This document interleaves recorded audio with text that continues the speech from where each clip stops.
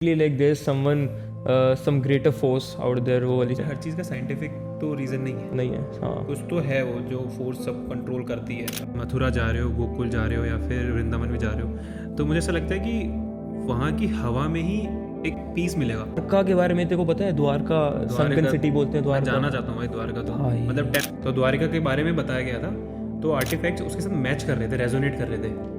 वो स्तंभ बोलते हैं ना, जैसे महल के स्तंभ होते हैं, कई सारे पिलर्स स्तंभ मिले, पिलर्स मिले। और उन पे शायद मेरे ख्याल से ऐसा है कि मीनाकारी जो रखी, जो वो उस टाइम की है। जो वो उस टाइम की है ना? वैसे ही विश्वकर्मा जी है ना, पुराणों में लिखा हुआ है कि उन्होंने जो वहाँ के समुद्र देव हैं उनसे ज़मीन मांगी, उन्होंने वो रातों रात वो सिटी बसाई थी। अच्छा, तो फिर संकन सिटी क्यों बोलते हैं उसको? भाई ऐसे बोलते हैं कि जैसे श्री कृष्ण ने वो ज़मीन मांगी थी।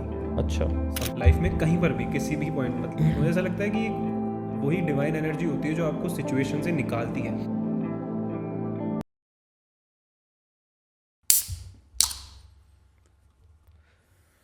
भाई तूने वो देखा अभी रिसेंटली साकेत का एक पॉडकास्ट था, उस पर कुछ बातें उसने काफ़ी अच्छी करी थी जिसमें मैं रेजोनेट कर पा रहा था। जैसे मतलब यार, जैसे एक चीज़ वो बोल रहा था कि वो बेसिकली सेम एज ग्रुप का ही है और कुछ चीज़ों में वो जेनजी जो जनरेशन है उससे रिलेट नहीं कर पाता। वही ना कि पार्टी कल्चर और अल्कोहल कंज्यूम करना, वो सब चीज़ें। तो वो मुझे भी काफ़ी सही लगा, बिकॉज जो आई थिंक 98 से जेनजी होता है ना, आफ्टर 1998 97 के आसपास, 97 बॉर्न। 98 ऐसे ही है। हाँ, तो उसमें क्या है कि जो आई थिंक जो 95 to 2000 वाली जो जनरेशन है ना अपनी, काफ़ी ज़्यादा कंफ्यूज्ड है। कि मतलब वही है कि अगर अपन अपना एग्जांपल लें भाई, ना तो जेनजीज प्रॉपर जो 2004 2003 वाले जो लोग हैं उनसे रिलेट कर पाते हो, ना मिलेनियल की तरह बिल्कुल ओल्ड स्कूल वो भी नहीं होता, समवेयर इन बिटवीन। तो बड़ा ही डिफ़िकल्ट जोन होता है। पर उसने बहुत अच्छी, मतलब उसने काफ़ी सही बात बोली गई, डिसिप्लिन लाइफ स्टाइल क्यों इंपॉर्टेंट है, वो सब चीज़ें। तो बढ़िया था। तो तू बता, तेरे को क्या लगता है? भाई मुझे ऐसा लगता है कि ये वाली जो जनरेशन है, कंफ्यूज तो ये है, मतलब ना ही तो ये लोग मिलेनियल जितने अपनी चीज़ों को लेकर के श्योर हैं, या फिर ऐसे बोलूँ कि वो फिक्स, मतलब उनको पता था क्या करना है क्या नहीं करना है। वहीं जेनजी जो फिगर आउट कर रहे हैं वो भी नहीं करना चाहते हैं।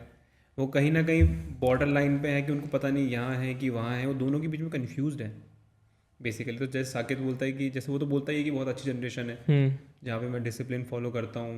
मैंने सोशल मीडिया का, मतलब जैसे उसने बोला कि मैंने वो टॉक्सिक पार्ट नहीं देखा जो अभी चल रहा है, मैंने वो नहीं देखा, मैंने उसका बहुत वो इनिशियल पार्ट भी देखा है, तो फिर मैंने उसके पहले का टाइम भी देखा है। वही ना, जैसे सोशल मीडिया उसने बोला कि कंज्यूम कम करता हूँ और क्रिएट ज़्यादा करता हूँ। वो भाई सुनने में इतनी बेसिक लाइन है, बट ऐसा लगता है कि समझ रहे हैं नॉर्मली किसी ने बोल दिया, बट अगर तू देखेगा तो वो बहुत इंपॉर्टेंट है। बिकॉज जितना आप कंज्यूम करते हो, मैंने ये चीज़ नोटिस करी, जब भी मुझे कोई काम करना होता है, फॉर एग्जांपल कोई मेरी बकेट लिस्ट है, मुझे काम करना है, ये मेरे नोट्स बना रखे हैं मैंने, और मैंने उससे पहले अगर मैंने सोशल मीडिया कंज्यूम कर लिया, रील्स के लूप में अगर मैं फंस गया, तो फिर मतलब वो काम बहुत ज़्यादा प्रोक्रेस्टिनेट हो जाता है। और अगर आप नहीं कर रहे हो, आप सोशल मीडिया देख नहीं रहे हो बिल्कुल भी, तो फिर आप बहुत जल्दी क्रिएटिव वर्क कर लेते हो अपना, सारी चीज़ें खत्म हो जाती है। उसके बाद आप ठीक है थोड़ी देर देख लिया वो सब, तो वो अपना बेसिकली अपना पर्सपेक्टिव बता रहा था। बट कुछ चीज़ें हैं इस जनरेशन में, अपन भी इस जनरेशन से बिलोंग करते हैं, बट वही है ना कि कुछ चीज़ों को बहुत कूल बना रखा है। मुझे ये चीज़ बड़ी वियर्ड लगती है कि जैसे party culture, for example smoking, alcohol consume करना, ये सब चीज़ें बहुत कूल है कि अगर आप नहीं करो तो आप बहुत ओल्ड स्कूल हो, लेफ्ट आउट फील करोगे और एक्सेट्रा।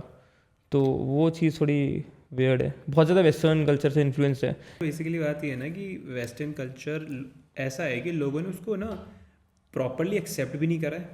मतलब उनको ऐसा लगता है कि जो उसके बहुत ही जो अच्छे अच्छे पार्ट्स हैं, मतलब जो दूर से अच्छा लगता है कि हमको कंज्यूम भी करना है, अल्कोहल कंज्यूम करना है, फिर नई नई चीज़ ट्राई करनी है, जैसे फिर हमें रिलेशनशिप के अंदर भी अलग अलग चीज़ें ट्राई करनी है, जैसे स्टेबल नहीं होना है, अपन को एक्सप्लोर करना है, कुछ भी है। तो लोगों ने ना बहुत सेलेक्टिवली पार्ट्स उठाए हैं वहाँ से।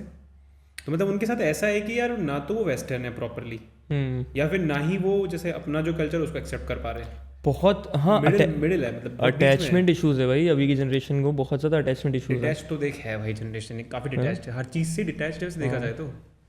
मतलब तू देखेगा जैसे ये लोग काफ़ी क्रिटिसाइज करते हैं, क्रिटिसाइज भी नहीं बोलूँगा, जैसे बोलते हैं ना कि एथिज्म के बारे में लोग बात करते हैं, तो इनको लगता है कि बड़ा कूल है। पर लेकिन प्रॉब्लम ये है कि इन लोगों ने या तो पढ़ा नहीं है, जानते नहीं है और जानने के बिना ये लोग ये बातें कर रहे हैं basically। मैं तो भगवान में विश्वास नहीं रखता, मैं बहुत कूल हूँ। वही वो नेटफ्लिक्स जो की सीरीज देख करके आप समझ रहे हो कि ये बड़ा कूल सा है कि मैं भगवान में नहीं मानता हूँ, बड़ा अनकूल है जो मानते हैं। ओल्ड स्कूल है तो ये तो भगवान में मानते हैं एक्सेट्रा। तो तू मानता है ऐसे भगवान में? मैं तो मानता हूँ, मतलब ऐसा है कि यार अगर क्या होता है, अगर आपने उसको जाना है, आपने पढ़ा है या फिर सुना है जो भी है, उसके बाद ना आप नहीं एक्सेप्ट कर रहे हो, एक वो अलग बात होती है, ठीक है।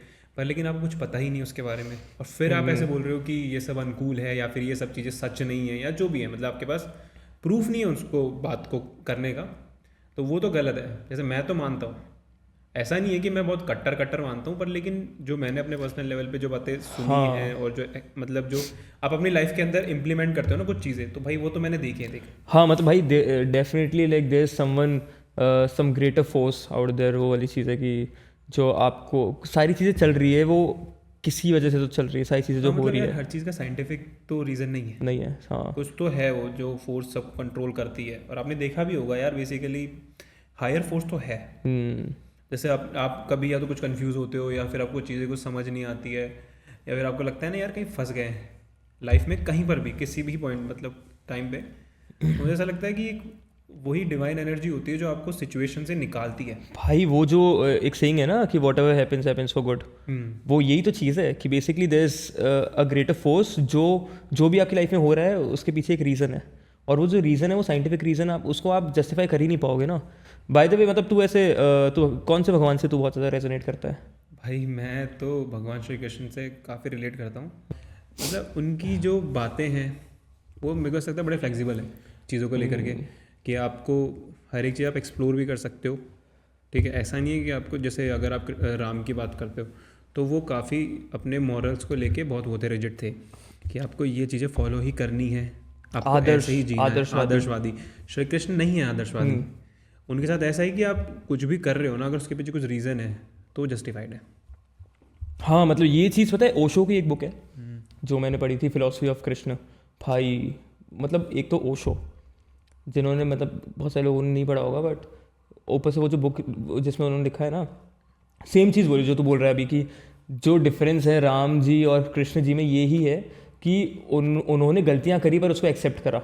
और फॉर एग्जांपल जो कौरव पांडव वाला भी चीज़ था कि उन्होंने ये चीज़ बोली हुई थी कि मैं जानता हूँ कि जो भी हो रहा है वो गलत है, पांडव भी गलत है कहीं ना कहीं, but for greater good Duryodhana का मरना ज़रूरी है। हाँ मतलब बेसिकली बात ये है ना उसके अंदर कि उनके ना टैक्टिक्स जो थे ना, मतलब उनके जो तरीके थे उस चीज़ को कैरी ऑन कराने के कुछ भी, तो ऐसा नहीं है कि ना वो बहुत मर्यादा पूर्वक कर रहे थे हर चीज़, तो वो भी करते अपन क्या बोलते हैं, छल कनिंग भी बोल सकते हो आप। काफ़ी तो वो छल करते थे, वो छल अलाउड है अगर आपका जो आप सोच रहे हो ग्रेटर गुड के लिए है कुछ भी, तो फिर वो अलाउड है। जैसे कर्ण का मारना, अब वो अगर देखा जाए तो अगर वहीं पे अगर राम होते तो मुझे नहीं लगता कि वो ऐसा कुछ करते, पर लेकिन उन्होंने किया क्योंकि उनको पता था कि अगर कर्ण नहीं मरेगा तो कहीं ना कहीं पांडव नहीं जीत पाएंगे। तो उन्होंने और दूसरा जैसे उसको वरदान मिले हुए थे तो कुछ तो करना पड़ेगा ना आपको, तो मेरे को वो सही लगता है यार। ऐसा बोलते हैं कि जो शकुनी मामा, अब अपन महाभारत की इतनी बात कर ही रहे हैं, तो जो शकुनी मामा ने जो करा था ना, शकुनी मामा और कृष्ण जी जो थे दोनों की टैक्टिक्स ऑलमोस्ट सिमिलर थी कि हाँ कि छल कपट करते थे, बट डिफरेंस बस यही था कि शकुनी मामा का जो इंटेंट था वो गलत था और जो कृष्ण जी का इंटेंट था वो फॉर ग्रेटर गुड अच्छा था, मतलब for a greater audience for future अच्छा था। तो ये जो डिफरेंस था ना, ये मेजर डिफरेंस है। और उस बुक में भी यही लिखा हुआ है कि क्यों श्री कृष्ण इज़ सुपीरियर। मैं ऐसा कमेंट नहीं करना चाहिए, बट बुक में जो लिखा है मैं बता रहा हूँ कि क्यों Shri Krishna is greater than any other God. Mathura गया तू, वृंदावन? बिल्कुल भाई, मथुरा वृंदावन तो एक बार जाना ही चाहिए। मतलब जैसे अगर आपको फील करना है ना वाइब है कि भाई भगवान होते हैं नहीं होते हैं, मैं ये नहीं कहूँगा मंदिर में जाकर ही मिलेगी आपको वाइब वहाँ पे, मतलब वो सिटी में कुछ है भाई इन जनरल आप जैसे जाओगे ना, मथुरा जा रहे हो, गोकुल जा रहे हो या फिर वृंदावन में जा रहे हो, तो मुझे ऐसा लगता है कि वहाँ की हवा में ही एक अलग है, मतलब वो आप जाओगे वहाँ पे एक पीस मिलेगा बहुत हाँ मतलब बहुत एंशिएंट वो है यार, हिस्ट्री है, बहुत सारी चीज़ें हैं। द्वारका के बारे में तेरे को पता है? द्वारका सनकन सिटी बोलते हैं द्वारका। जाना चाहता हूँ भाई द्वारका तो, मतलब टेंपल तो लोग विजिट करते ही, जैसे 4 धाम में से एक होता ही है। जैसे गोकुल जाओगे, गोकुल एक धाम है, द्वारका भी एक धाम है, लोग जाते हैं वहाँ पे। पर लेकिन भाई द्वारका मेरे को मतलब जैसे मेरे बकेट लिस्ट में नेक्स्ट वो है, मतलब वहाँ जाना है मुझे जानना है भाई उसके बारे में। तुझे कुछ पता है क्या है? मतलब मेरे को थोड़ा थोड़ा जिस्ट पता है कि संगम सिटी है, वहाँ पे कृष्ण जी आए थे मथुरा के बाद में वहाँ आए थे, और उसके बाद ऐसा कुछ था कि वो पानी के नीचे चली गई सिटी रातों रात। मतलब बेसिकली रातों रात एक सिटी थी जो रातों रात ख़त्म हो गई। द्वारिका जैसे श्री कृष्ण ने मथुरा में उसको कंस को हराने के बाद वो वहाँ पे रूल कर ही रहे थे, पर प्रॉब्लम वहाँ ये हो रही थी कि ना वहाँ पे लोग ना शांति से रह नहीं पा रहे थे, क्योंकि जो कंस का ससुर था वो बार बार उसके ऊपर हमला कर रहा था। तो बेसिकली श्री कृष्ण ने वहाँ से अपनी जनता को उठाया और गुजरात साइड पे शिफ्ट हुए। तो जब वहाँ शिफ्ट हुए तो उन्होंने, मतलब ऐसा कहा जाता है, मतलब पुराणों में लिखा हुआ है कि उन्होंने जो वहाँ के समुद्र देव हैं उनसे ज़मीन मांगी, तो उन्होंने उनको ज़मीन दी थी वो वाली, और रातों रात उन्होंने वो सिटी बसाई थी वहाँ पे। अच्छा। गोल्डन सिटी भी बोलते हैं। विश्वकर्मा जी है ना, तो उस टाइम के प्राचीन आर्किटेक्ट बोलते हैं उनको, काफ़ी फेमस है वो। उन्होंने वो रातों रात वो सिटी बसाई थी। अच्छा। तो बहुत प्रॉस्परस थी वो सिटी वैसे देखा जाए तो, पर लेकिन भाई वो डूब गई थी। कई रीज़न है उसके पीछे, अगर हम पुराणों में देखते हैं उसमें भी कई सारे रीजन है उसके डूबने के पीछे। मतलब यार ऐसा है कि बोलते हैं जैसे महाभारत जब ख़त्म हुई थी और जब कौरवों के सारे, मतलब वो जो उनके बच्चे थे वो ख़त्म हो गए थे, मर गए थे मतलब, तो जब गांधारी जब उनका शोक मना रही थी ना, तो उसने श्री कृष्ण को श्राप दिया था कि जैसे मेरा वंश का नाश हुआ ना, वैसे ही तेरे वंश का भी नाश होगा। हाँ, ये तो बहुत फेमस है, सबको पता है। तो फिर इवेंचुअली हुआ भी वैसे। हाँ। मतलब जैसे नाश, एक सेकंड, नाश था या फिर ऐसा था कि तुम्हारे भी वंश में कभी बनेगी नहीं आपस में? नहीं, वो दोनों 2-3 कहानियाँ हैं उसके पीछे। पर लेकिन उन्होंने बोला था कि इवेंचुअली तेरे वंश का नाश होगा, मतलब जैसे मेरा वंश खत्म हुआ वैसे तेरा वंश खत्म होगा। और वो हुआ ऐसे कि जैसे ही श्री कृष्ण के, जैसे अब फिक्स होता है ना कि भगवान ने जन्म लिया तो उनके जाने का टाइम भी आएगा, और पहले से वो डिसाइडेड था कि वो कैसे जाने वाले हैं, उनको पता होता है सबको, मतलब भगवान को तो पता ही होता है। तो जैसे ही वो, जैसे उनका जंगल के अंदर वो आता, देहांत तो आता, तो जैसे वो ख़त्म हुए ना, फिर उसके बाद जितने भी यदुवंश वाले लोग थे इंटरनली, तो अपने ही कॉन्फ्लिक्ट के चक्कर में उन्होंने एक दूसरे को मार दिया बेसिकली। तो उन्होंने खुद ही ने ही अपने आप को ख़त्म कर लिया।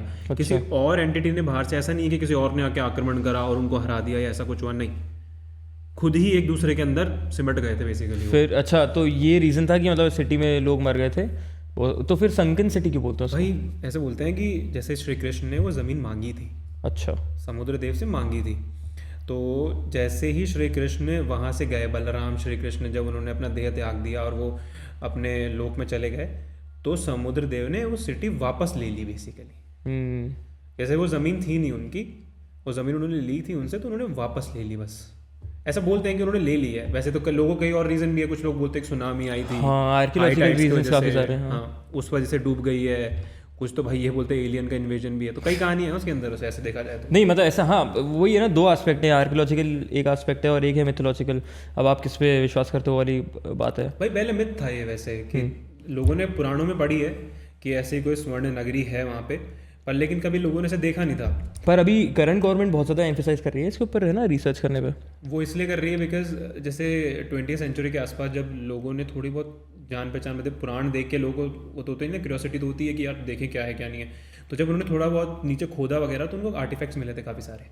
अच्छा। तो जब उनकी डेटिंग करी गई, मतलब उनके निकालते हैं ना भाई कब का है, तो वो आर्टिफैक्ट्स महाभारत के अकॉर्डिंगली ही उस टाइम के दिख रहे थे वो। और इवेंचुअली जैसे लोग लिखते हैं ना, पुराण क्या होते हैं, वही होते हैं वो अपना उस मतलब जो टाइम पे लिखे गए हैं वो उसके बारे में बताते हैं। तो द्वारिका के बारे में बताया गया था, तो आर्टिफैक्ट्स उसके साथ मैच कर रहे थे, रेजोनेट कर रहे थे। तो इस वजह से फिर और वहाँ पे सर्वे कर आ गया, बहुत सारी चीज़ें मिली हैं वहाँ पे। वो स्तंभ बोलते हैं ना, जैसे महल के स्तंभ होते हैं, कई सारे स्तंभ मिले, पिलर्स मिले। और उन पे शायद मेरे ख्याल से ऐसा है कि मीनाकारी जो रखी, जो वो उस टाइम की है। वैसे ये भी बोला जाता है कि नंबर्स होते हैं, मतलब ना एक मतलब कि अगर आप बना रहे हो ना, तो आर्किटेक्ट के हिसाब से कुछ नंबर्स होते हैं स्तंभ के पे। तो अच्छा, जो उस महल के कुछ स्तंभ के नंबर थे, मतलब को याद नहीं है, पर उतने ही स्तंभ मिले हैं वहाँ पे। अच्छा, जो वहाँ पे महाभारत या फिर भगवद गीता वगैरह में लिखा हुआ था, उस हिसाब से मिले हैं वहाँ पे। तभी लोगों की ना क्यूरियोसिटी ज़्यादा बढ़ी है।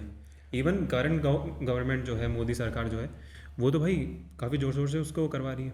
हाँ वही ना, वो काफ़ी एम्फेसाइज कर रही है उसके ऊपर, काफ़ी रिसर्च चल रही है। मुझे ऐसा लगता है लोगों ने ज़्यादा इसके ऊपर ध्यान तब से देना स्टार्ट किया तब मोदी जी अंडर वाटर नहीं गए थे, अभी रिसेंट टाइम की बात है। हाँ हाँ, वो सूट वूट पहन के वहाँ पे वो मेडिटेशन कर रहे थे वगैरह, उस टाइम भी काफी फेमस हुआ है वो। उसका कुछ नहीं यार, मतलब द्वारका सिटी तो बहुत पड़ा भी है, स्कूल टाइम में भी पर काफ़ी मेन बड़ा है। स्ट्रीम नहीं थी ना भाई। हाँ मेन स्ट्रीम नहीं थी, मेन स्ट्रीम तो आई थिंक वो थोड़ा हाइप करना पड़ता है चीज़ों को और फिर आ जाता है। और अगर इतना हिस्ट्री रही है इतनी पीछे, और इंडिया में अगर देखा जाए तो भाई कितनी एंशियंट सिविलाइजेशंस रही है, और उसके अगर आपको कोई भी वो सबूत कुछ भी मिल जाता है तो फिर तो रिसर्च तो करनी ही चाहिए। बिकॉज यार तो अगर वैसे भी देखें तो इंडिया क्या ऑब्वियसली मतलब वर्ल्ड में अफ्रीका के बाद इंडिया की सिविलाइजेशन को बोला जाता है कि बहुत पुरानी है, इजिप्ट की भी काफ़ी पुरानी है, पर कुछ भी जितनी भी बुक्स थी वो बेसिकली ब्रिटिशर्स ने जला दी थी। तो आपके पास कोई रीज़न नहीं है रिटन प्रूफ, बहुत सारी चीज़ों के रीजंस नहीं है आपके पास, रिटन प्रूफ नहीं है।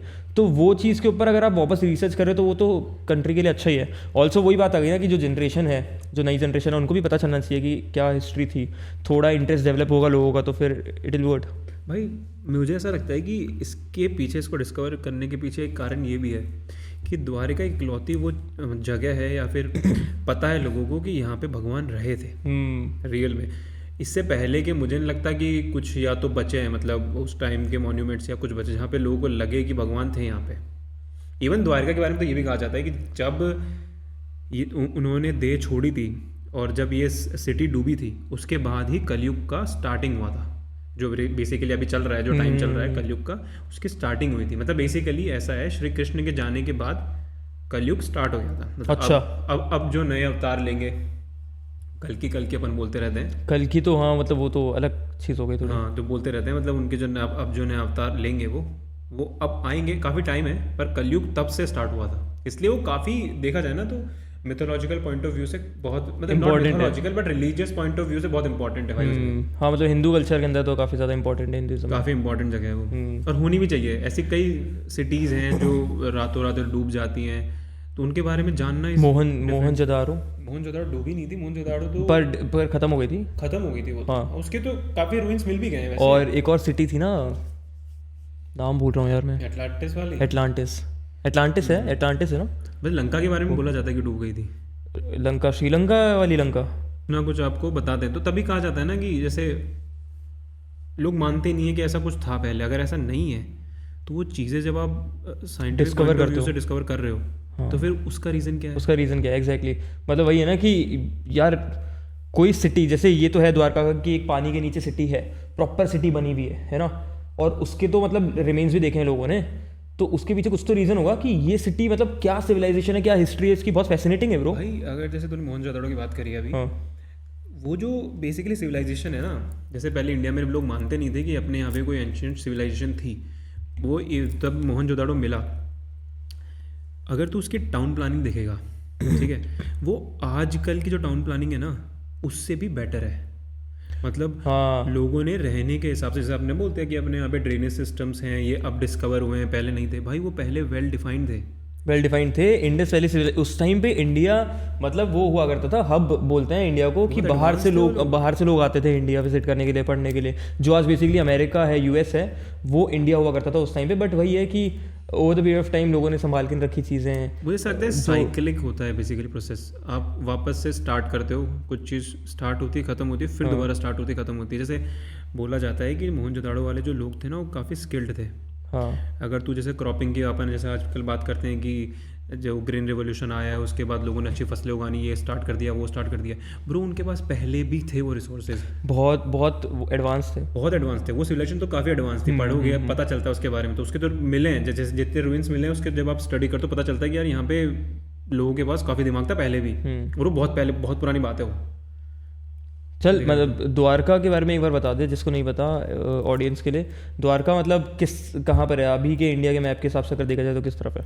द्वारिका गुजरात के कोस्टल रीजन में पड़ती है बेसिकली। और द्वारिका का ऐसा है कि जैसे अभी द्वारिका जो लोग मानते हैं वो जाते हैं द्वारिकाधीश के मंदिर में। अच्छा। जो एक धाम है, हाँ, 4 धाम में से जो एक, द्वारिकाधीश के मंदिर में जाते हैं। द्वारिका सिटी एज सच कोई विजिट कर नहीं पाता क्योंकि है ही नहीं। बस ऐसा है कि लोगों को उसकी कहानियाँ पसंद है। हाँ।